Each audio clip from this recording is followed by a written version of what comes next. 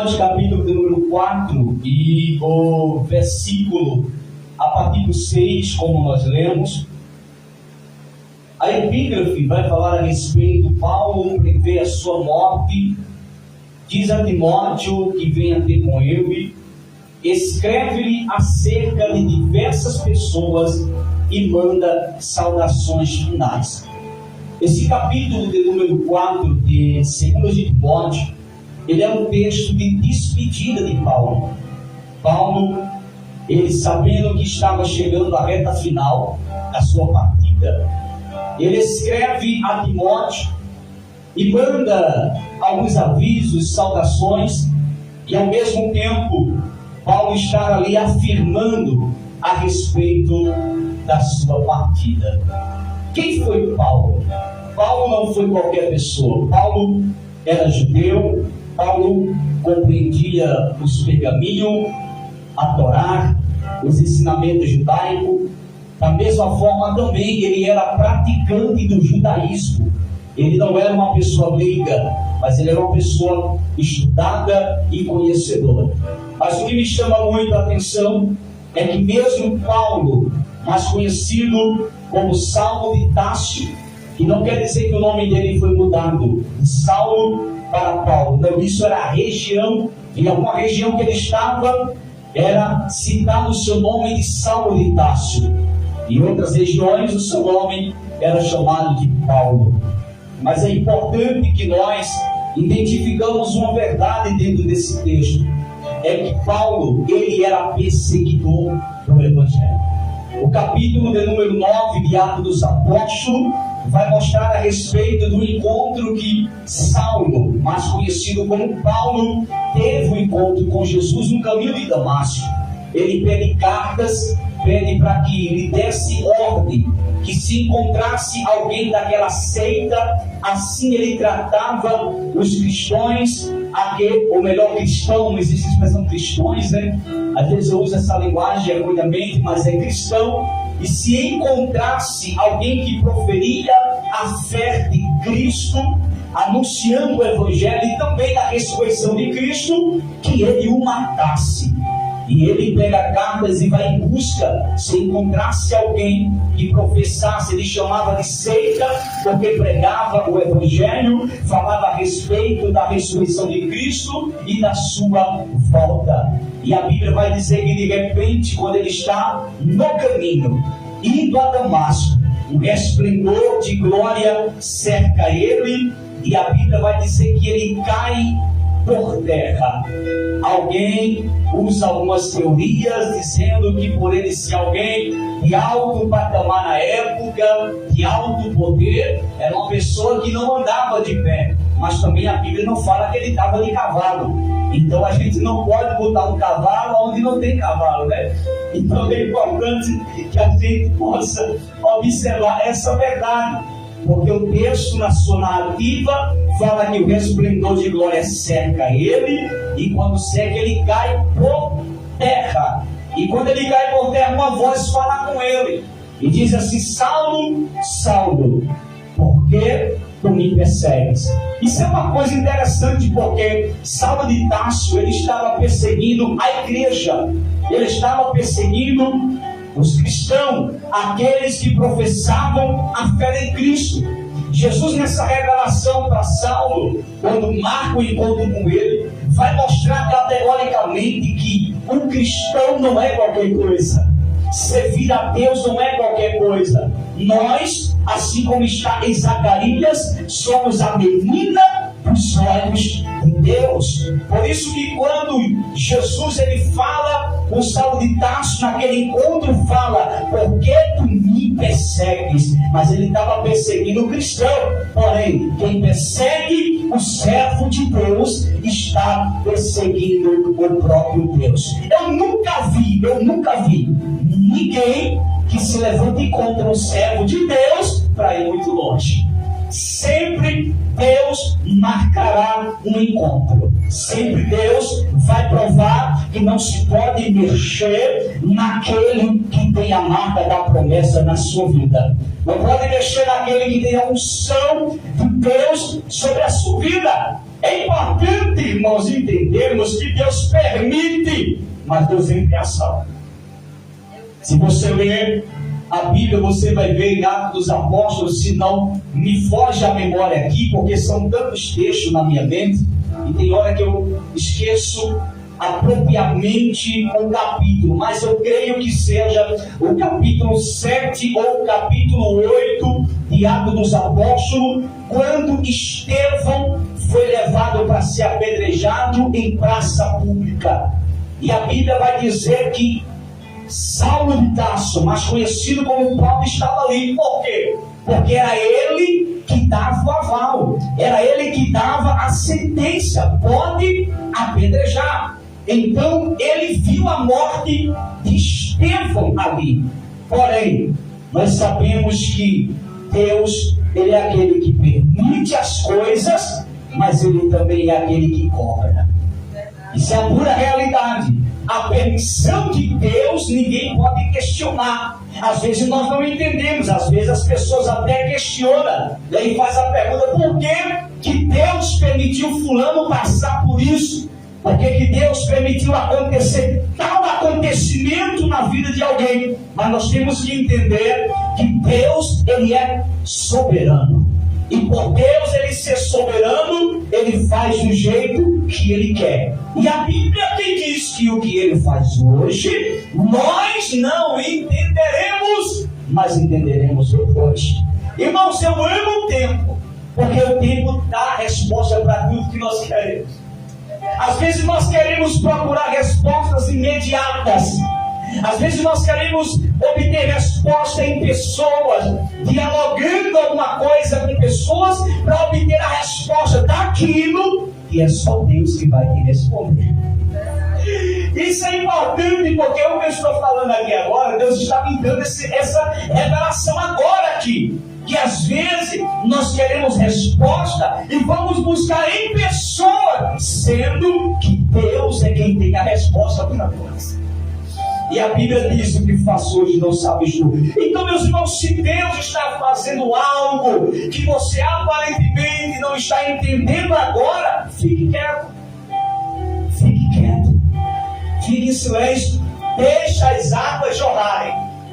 Deixa o tempo passar. Eu amo o tempo. O tempo para mim é o melhor professor. O tempo para mim é a melhor resposta. Porque o tempo vem, a resposta vem, e em todo o nome de Jesus é glorificado. Então Saulo, ele cai em terra, e a voz fala: Saulo, Saulo, por que tu me persegues? Naquele momento ali, o Senhor coloca duas escamas. Escama, para quem não entende, escama é uma pele crescida sobre o olho. Então aquela pele automaticamente cresce no olho de Saulo e ele não consegue enxergar. Ele fica cego até o dia em que Ananias visita ele em uma casa que estava na rua direita, da qual ele visita, e quando visita ele, mesmo que Ananias sentiu receio de visitar ele, pelo histórico que ele tinha, mas o Senhor fala para ele: vai, porque ele é para mim um vaso escolhido. Existem pessoas, irmãos, que as pessoas rejeitam. Existem pessoas que as pessoas criticam. Existem pessoas que as pessoas apontam. Existem pessoas que as pessoas buscam as falhas, mas esquece que é um vaso escolhido. E quando é um vaso escolhido, irmão, é Deus que o trata com aquele vaso que é dele. Quem sou eu, irmão, para fazer algo naquilo que é de Deus? Nós não temos o poder, mas é Deus quem faz. E da mesma forma que esse homem que era perseguidor do Evangelho, ele agora vai se tornar um apóstolo. Apóstolo que não foi selecionado no período em que Cristo permeava sobre a terra, na escolha dos 12, da qual estava Judas Iscariote. Não, mas ele foi escolhido após Cristo morrer e ser ressuscitado e ter subido à glória. Ele é escolhido por Cristo como apóstolo Porque Cristo o escolheu. Da mesma forma que escolheu os demais quando peneava na terra, escolheu ele depois da sua glorificação. Isso aqui é lindo demais. Isso aqui é muito profundo. Mas é importante que nós vamos entender que aquele homem que era perseguidor, agora vai começar a pregar o Evangelho. Vai começar agora a fazer a obra de Deus. Irmãos, eu acho tão lindo quando Deus pega pessoas que ninguém dá nada. Deus pega pessoas que aparentemente para muitas pessoas não tem valor nenhum. Aí Deus pega, transforma, dá um banho de misericórdia e agora começa a usar como vaso nas suas mãos. Isso é coisa linda. E foi o que aconteceu com esse homem que nós estamos lendo aqui. Ele começa a pregar o Evangelho, agora é perseguido. Aquele que perseguia se torna perseguido. Ele agora vai colher aquilo que ele plantou, porque Deus faz com que nós colhemos o que plantemos, mesmo quando nós estamos na presença de Deus. Ele agora vai ser perseguido. Ele perseguia, olhe para cá, irmão. Ele perseguia o povo porque professava a fé. Ele perseguia os cristãos porque eles pregavam sobre a ressurreição de Cristo. Então esse homem agora vai pregar sobre a ressurreição de Cristo. Aquilo que ele perseguia porque os cristãos falavam e proferiam, ele agora vai falar a mesma coisa, que Jesus Cristo morreu, mas ao terceiro dia ressuscitou e está sentado à direita do Pai. E por isso agora ele vai se tornar perseguido. Em alguns momentos, em algum acontecimento, a Bíblia vai mostrar um texto que mostra quando Paulo ele está dentro de uma cidade, e quando o povo sabe que ele está dentro dessa cidade, manda que matasse ele, que apedrejasse ele. E o que foi que aconteceu?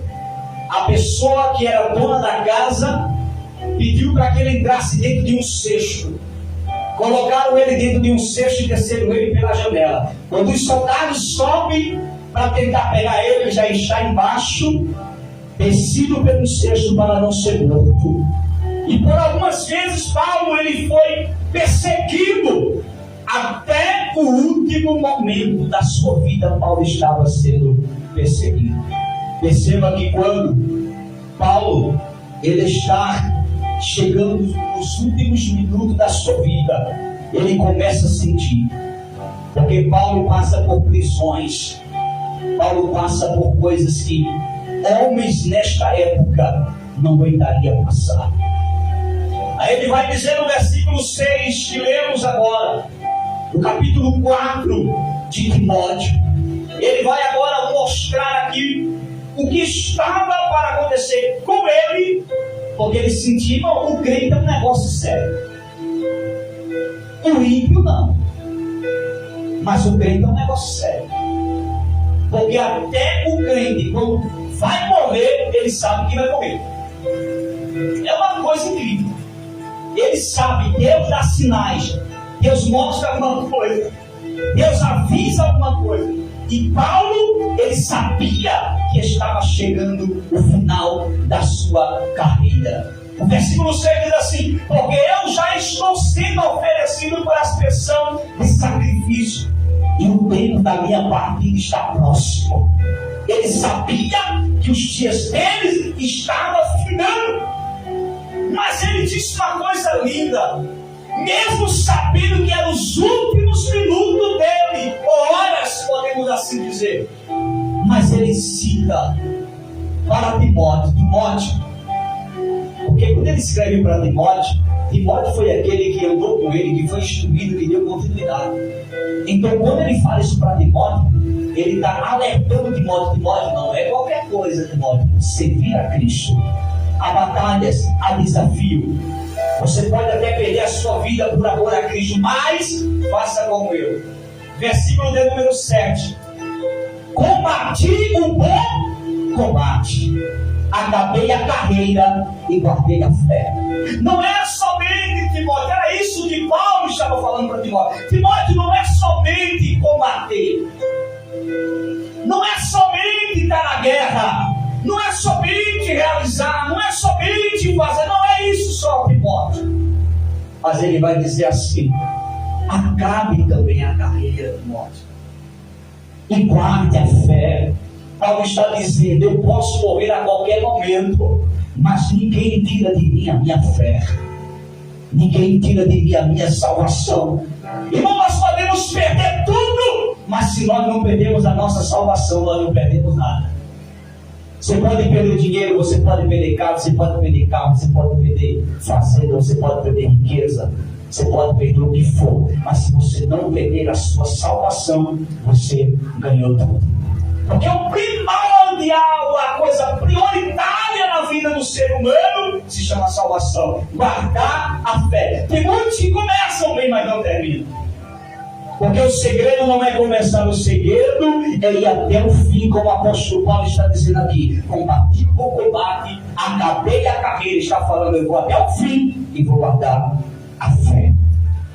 E a convicção de quem combate, a convicção de quem termina a carreira e a convicção de quem guarda a fé é um prêmio que vai ser recebido. E qual é esse prêmio? Versículo 8. Desde agora, a coroa da justiça me está guardada. Irmãos, quem guarda a fé recebe a coroa que está guardada. Olha a regra. Paulo está dizendo: acabei a carreira, guardei a fé. E o que ele vai receber é o prêmio do que? A coroa que está guardada. Da mesma forma que ele guardou a fé, já existe uma coroa que está guardada para aquele que serve a Deus. Glória a Deus por isso. A qual ele vai dizer, a qual o Senhor justo juiz me dará naquele dia. E não somente a mim, mas também a todos que amarem a sua vinda. Paulo está dizendo: tem uma coroa guardada para mim, tem uma coroa reservada para mim, mas também pode ser para você, se você quiser. Só é servir a Cristo, viver o Evangelho, obedecer a sua palavra, e também terá uma coroa guardada que te espera no último dia. Aí o versículo 9 diz: procura vir ter comigo depressa. Perceba que quando Paulo aqui no versículo 9 está falando procura vir ter comigo depressa, ele está dizendo: meu tempo está ficando. Ou vem depressa, ou não tem mais tempo. Porque o tempo é um negócio sério, irmão. Às vezes o ser humano pensa que tem muito tempo, e às vezes o seu tempo já está no final e você não sabe. Às vezes a gente pensamos de tempo: não, mas é uma pessoa nova, tem os seus 15 anos, 16, 17, 20, 30, 40 anos, é novo, tem muito que viver ainda, irmão. A nossa vida não é a idade. A nossa vida nessa terra é passageira. Quando o Senhor quer levar, Ele leva a criança, Ele leva idoso, Ele leva velho, Ele leva novo. Então Paulo, quando ele diz assim: procura vir ter comigo depressa, Paulo está dizendo: ei, a minha hora está chegada, a minha partida já está preparada. E se vocês quiserem me ver ainda com vida, venha com pressa. Aí o versículo 10 diz assim: porque Demas me desamparou. Aí Paulo agora vai dizer: porque eu estou preso, porque eu estou prestes a morrer. Pessoas que estavam do meu lado me abandonaram. E é terrível, porque o que tem de gente que te abandona na hora que você mais precisa não é brincadeira. E tem de pessoas que viram as costas para você quando você mais precisa não é brincadeira. Na hora que tu for no ver, na hora do desafio. Eu sempre digo lá em Batateira, nos cultos de doutrina e ensinamento lá: irmãos, amigos, parentes, famílias, de mesadas, de cachorro-quente, de pizzaria, de almoço, de janta, de churrascada, não serve. Agora, aqueles que estão com você na hora que você mais precisa, na hora que você entra em uma situação precária, em que eles chegam, aí essas pessoas você tem que valorizar. Você tem que valorizar porque se conta do jeito. Aí ele vai dizer: porque Demas me desamparou, amando o presente século, e foi para Tessalônica. Ele vai mostrar que Demas desamparou ele. Quem nunca foi desamparado? Aí ele vai dizer assim também, ó. Crescente, o segundo que abandonou Paulo, crescente para a Galácia. O terceiro, Tito para Dalmácia. Aí ele vai dar agora testemunho de alguém que estava com ele de verdade, que é aquele que escreveu o Evangelho de Lucas, que também foi discípulo de Paulo, se converteu em uma das pregações de Paulo. Lucas se converteu em uma das pregações de Paulo, segundo os historiadores, a pregação que eu cai da janela, porque Lucas era médico, Lucas trabalha na área da medicina. E quando eu cai da janela, que cai embaixo, Lucas, pela sua medicina, dá o diagnóstico, morreu. Paulo disse, não, o Espírito ainda está nele. Aí confundiu a mente de Lucas, e Lucas sentiu o desejo agora de conhecer o Deus que Paulo servia. Aí ele vai dar testemunho de Lucas e vai dizer, só Lucas está comigo. Toma Marcos e traze-o contigo, porque ele é útil para o ministério. Paulo agora estava dizendo, eu preciso preparar mais pessoas para o ministério nessa hora final. Versículo 12, também enviei Tico a Éfeso. Aí o versículo 13 diz, quando vires ou vieres, traze a capa que deixei em Troade. Irmãos, por que capa? Porque a capa, para quem não entende, principalmente na Palestina, aonde o cego Bartimeu estava, a capa protegia do sol castigando, e a capa à noite servia para aquecer do frio. Então Paulo, quando pede para trazer a capa, ou aonde ele estava aprisionado, porque quem não sabe, as prisões antigamente não era como hoje. As prisões eram cavadas como que fosse túnel, em cavernas, e o ambiente ficaria muito úmido. Então ele precisava da capa para se aquecer. Por isso que ele pediu, traz a capa que deixei em Troade, porque não deu tempo de trazer. Em casa de Carpo. Aí ele agora vai dizer, e também os filhos, porque Paulo gostava de ler, Paulo gostava de estudar, Paulo gostava de pesquisar. O crente tem que ter o prazer de estudar a Bíblia. O crente tem que se dedicar à palavra de Deus. Então Paulo, mesmo preso, mesmo sabendo que a morte dele está próxima, ele diz, traz a capa, porque eu preciso me aquecer, mas traz para mim os livros. Aí ele ainda vai especificar, principalmente os pergaminhos. Porque Paulo sabia que o alimento para a sua alma, o alimento para a sua vida, era a palavra. Irmãos, eu quero encerrar este ensinamento desta noite, dizendo algo bem simples aqui para você entender, para a gente poder encerrar. Todas as vezes que você tiver nos piores momentos da sua vida, faça 3 coisas primordiais. 3. A primeira, ore. A segunda, coloque louvores e ocupe a sua mente com louvores. Vai te trazer uma paz incrível. A terceira, leia a Bíblia. Se alimente da palavra. Se não sabe ler, coloque uma pregação para ouvir. Mas se alimente, porque se a gente fica focado nos problemas dessa vida, irmão, a gente morre antes do tempo. Quando as coisas estiverem complicadas, muita coisa na cabeça, faça como eu faço. Eu boto o louvor e vou ouvir. Dobro o meu joelho e vou lá e começo a estudar a Bíblia. Dá um alívio na minha mente tão grande. Parece que eu não estou passando por nada. Faça isso. Tome como exemplo para a sua vida. Quando as coisas não estiverem boas, ocupe sua mente. Porque se você ficar parado num canto, pensativo, vai inquietar, você vai adoecer, pode ficar depressivo, depressiva. Mas ocupe a sua mente com as coisas de Deus. Porque nenhum problema dessa vida é para sempre. Nenhuma dificuldade é para sempre. O problema vem e você vence na oração. E você vence na presença de Deus. E outra coisa primordial para encerrarmos: silêncio. Deixa que os cães latem e continue em silêncio. Porque quanto mais os cães latem, quando eu falo de cães, eu estou falando de pessoas. Quando pessoas latem para te provocar, para te tirar do sério, deixa que fale só.